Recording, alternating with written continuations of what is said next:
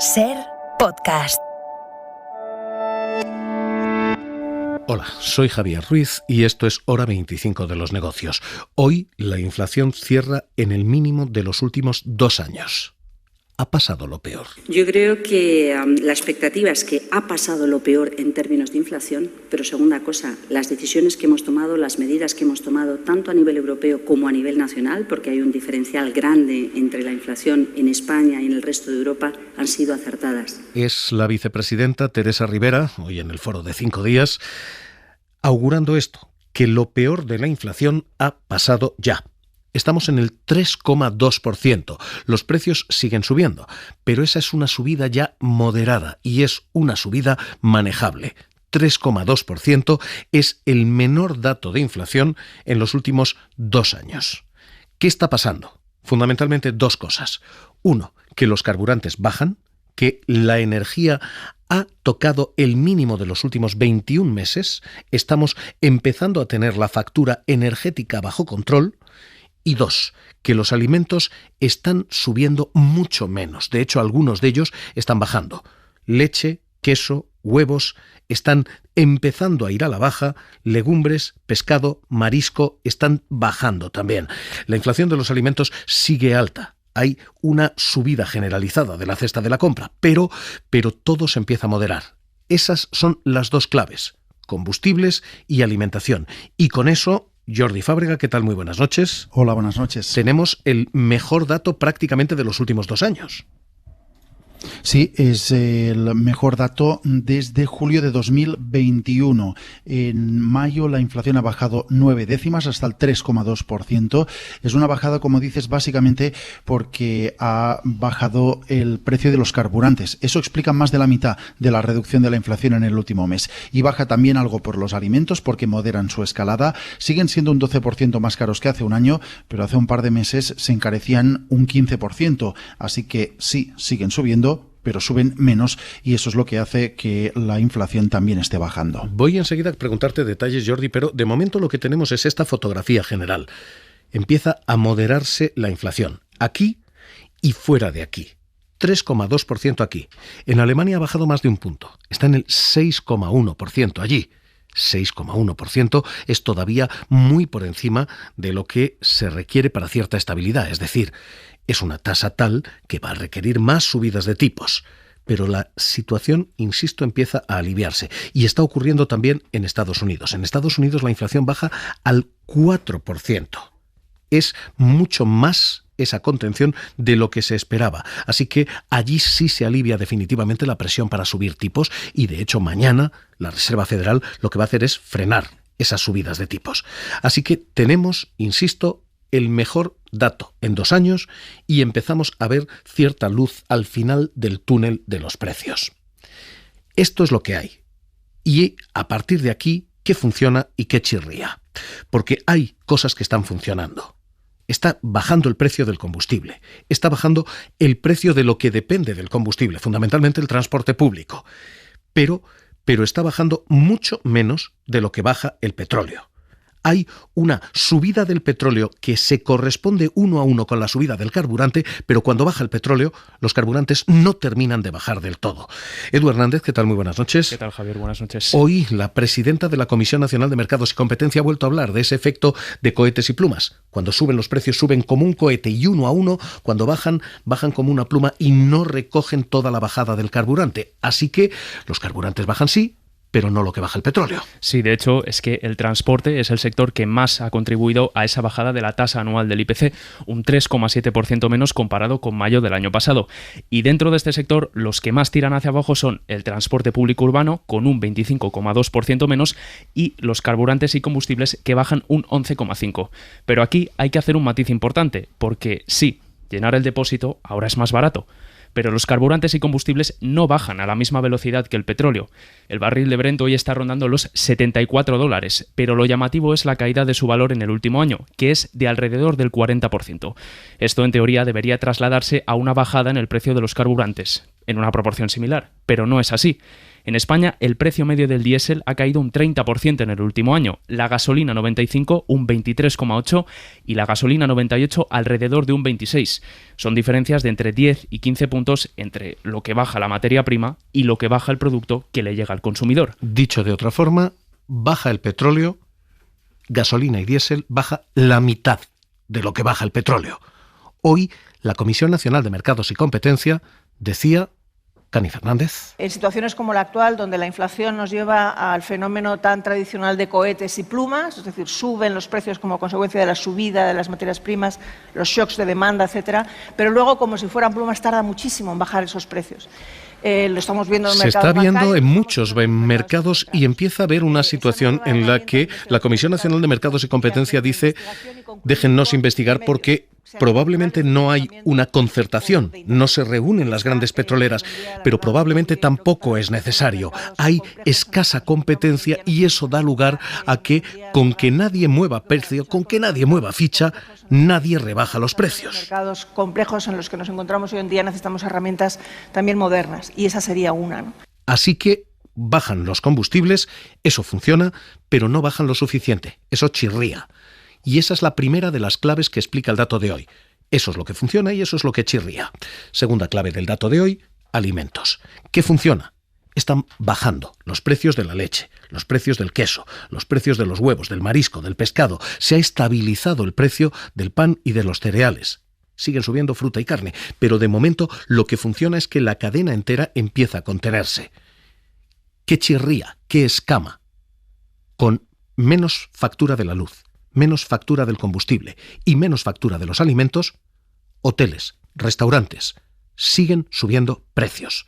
La restauración ha disparado los precios. Hoteles, cafés, restaurantes están aumentando mucho los precios pese a que la comida les cuesta menos.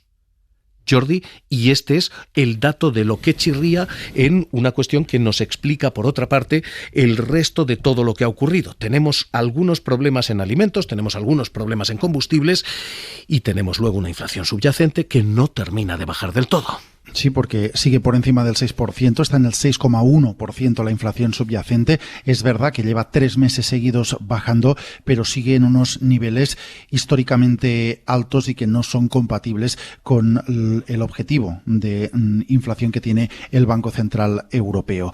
Hay alimentos que, como dices, están empezando a reducir su precio, pero hay otros dentro de los alimentos y también fuera que siguen encareciéndose. En el último mes, por ejemplo, encontramos productos que suben porque nos acercamos al verano. Paquetes de viaje, los vuelos están encareciéndose solo en el último mes más de un 1%, pese a la bajada de los carburantes y pese a la bajada de los alimentos. En cuanto, por ejemplo, al precio de los restaurantes, han vuelto a subir en el mes de mayo, han subido en el último mes casi un 0,5% y encadenan ya varios meses de subidas, pese a que hay alimentos que están bajando de precio. Las legumbres, por ejemplo, han bajado un 5% de precio en el último mes. Hay otros alimentos como, por ejemplo, el arroz o el yogur que se han abaratado en un mes casi un 1%, también, como decías, la leche o la mantequilla, que ha sido uno de los productos que más ha subido de precio en los últimos meses,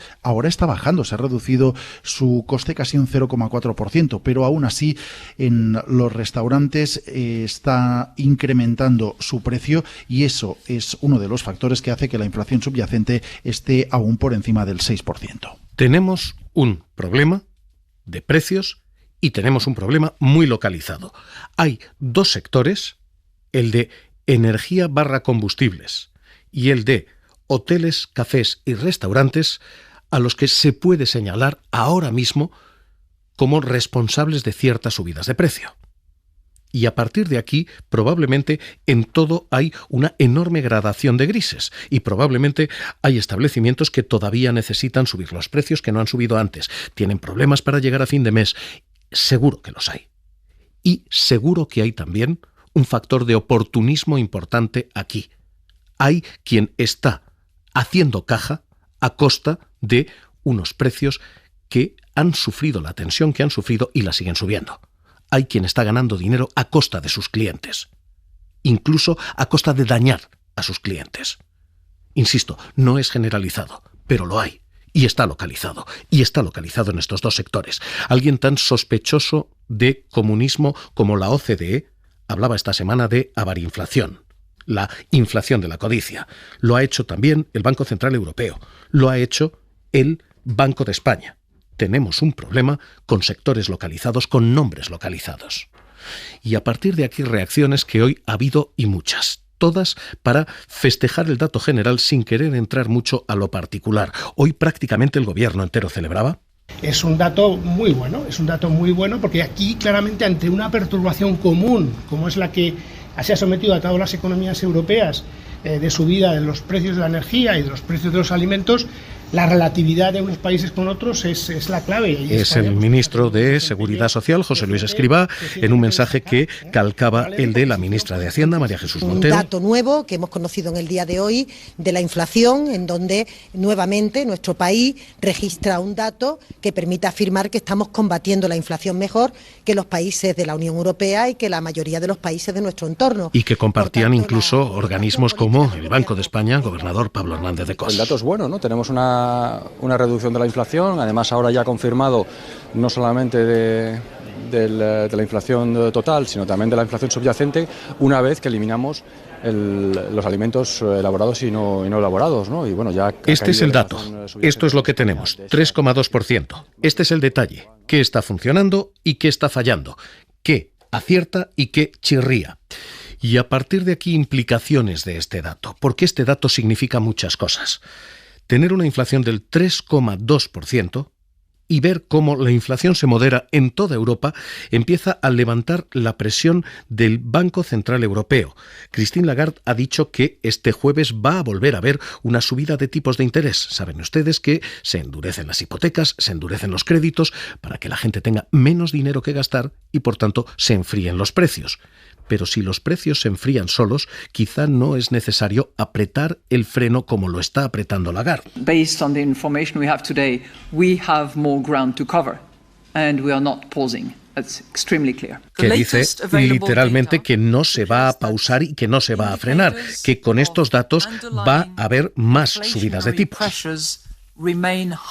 Así que va a haber más subidas de tipos. El problema es que esa subida de tipos es la misma medicina para todos los países, para países que tienen inflaciones como el 6,1 que tiene Alemania y países como España del 3,2. La dosis de daño a quien tiene una hipoteca es la misma, aunque el problema sea muy diferente en un país y en otro. Tenemos ese problema fruto de la política monetaria que tenemos.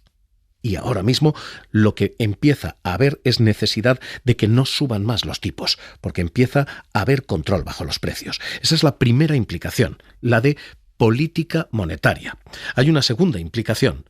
Con los precios así, podemos tener política salarial, salarios que ganan poder adquisitivo. El acuerdo que se ha alcanzado en lo que es el acuerdo por el empleo y la negociación colectiva, que va a permitir una recuperación de poder adquisitivo en los próximos, con toda seguridad, dada la evolución de la inflación, que va a ir decreciendo con toda. El gobierno dice no es necesario subir más los salarios, esto va a compensarse. Los sindicatos dicen no hay garantías y es necesario que si los precios vuelven a dispararse, los salarios puedan empatar. No obstante, aunque la situación del IPC está siendo buena, la situación que existe todavía en Europa, con una guerra latente, puede incidir de nuevo en un alza en los precios y, por lo tanto, la negociación colectiva tiene que recoger la cláusula de garantía salarial para evitar que cualquier fluctuación al alza que pueda haber de la inflación no repercuta en nuestros salarios, no repercuta en nuestras subidas salariales. La primera implicación es de política monetaria, hay que subir o no los tipos. La segunda implicación es de política salarial, hay que revalorizar más las nóminas. Y la tercera es de política a secas, porque si tenemos dos factores, combustibles y alimentos, se ha de actuar en esos dos factores. Y el gobierno está diciendo, primero, combustibles y transporte. Actuemos, pero no actuaremos solos. Saben que, por ejemplo, el transporte interurbano ahora mismo, esos autobuses que unen ciudad con ciudad, el sistema de metro, eso está bonificado por el gobierno, pero por el gobierno con las autonomías.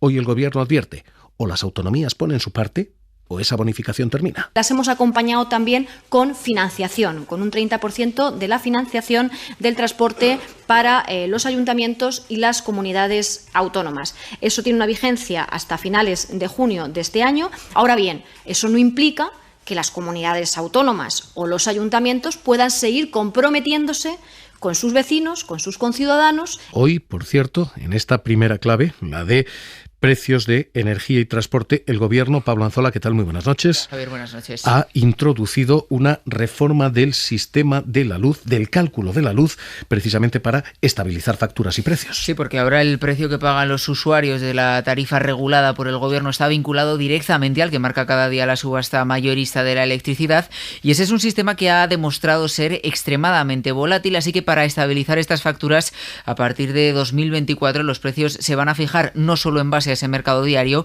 sino también vinculándose a precios de energía a largo plazo. Estas referencias son mensuales, trimestrales, anuales, son mucho más estables que las diarias e irán ganando peso en la composición de precios progresivamente hasta 2026. En ese año, solo el 45% del precio final que paga el consumidor dependerá del mercado mayorista diario. Sin esa reforma, esa dependencia sería del 100%. Ahora mismo, esto es lo primero.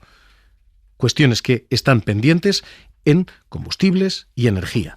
Segundo, la otra clave que está funcionando, alimentos. Y en esto el Gobierno adelanta ya cuál es el camino. Calviño. Sí, que con respecto al IVA de los alimentos es una medida que se mantendrá en tanto no tengamos una situación que nos parezca un nivel más aceptable de precios de los alimentos, pero todo esto lo decidiremos de aquí a final de mes a la luz de cómo esté evolucionando justamente la inflación y los distintos componentes. Datos vistos, qué funciona, qué chirría visto y qué implicaciones de política monetaria, de política de salarios y de política en general tiene todo esto visto también.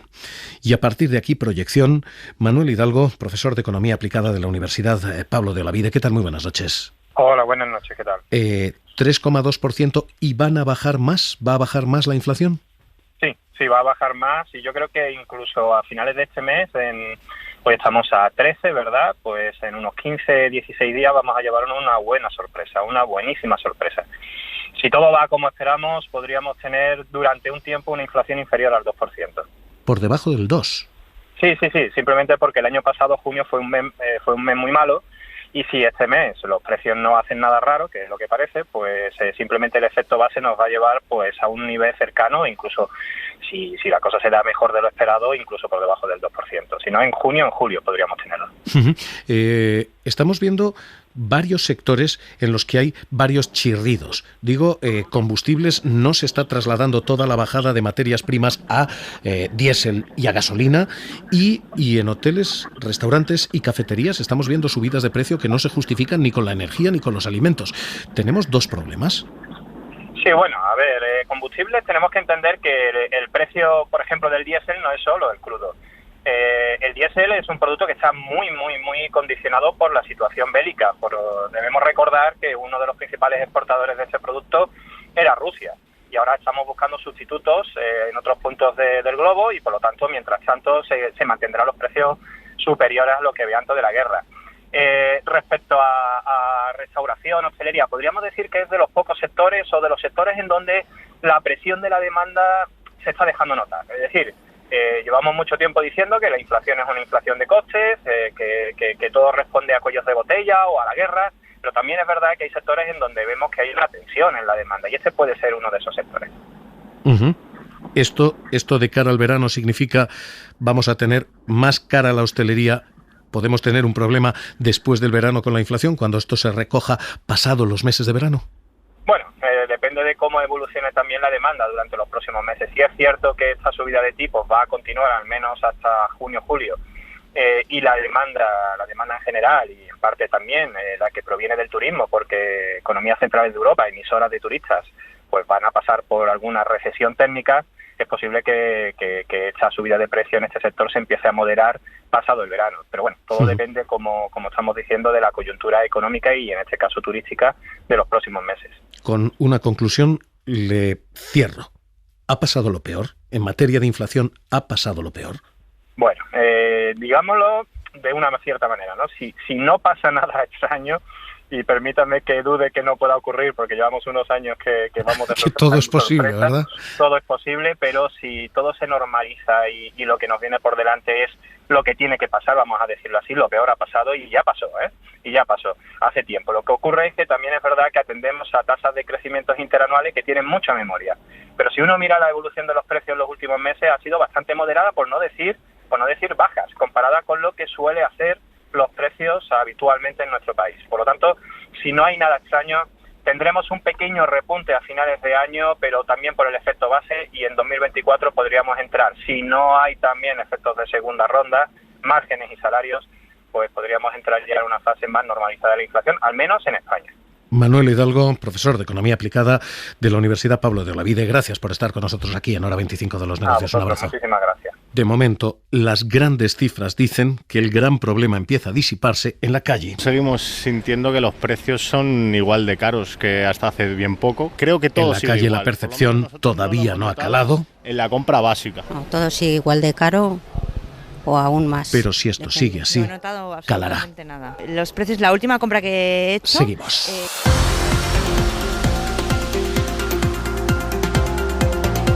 Suscríbete a Hora 25 de los Negocios. Todos los episodios y contenidos adicionales en la app de Cadena SER y en nuestros canales de Apple Podcast, Spotify, iVoox, Google Podcast y YouTube.